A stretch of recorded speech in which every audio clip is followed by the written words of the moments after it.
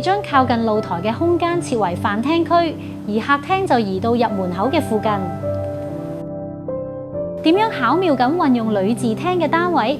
咁就要留意今集嘅設計小貼士啦。針對 Blue Coast 嘅女字廳單位，我哋對空間規劃進行咗巧妙嘅調整。我哋將靠近露台嘅空間設為飯廳區，而客廳就移去入門口嘅附近。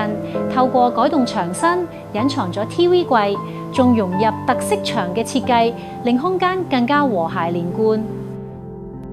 特色牆唔單止隱藏咗房門，仲利用石紋同木飾板材製造層次感同視覺重點。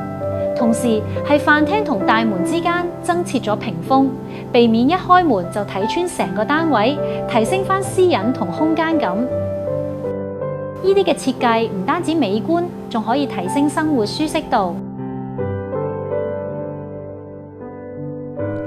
如果想單位上有個設計嘅突破，今次有個好機會，可以撳入下面個掣，我哋會送你免費嘅1對1諮詢服務，仲唔快啲行動？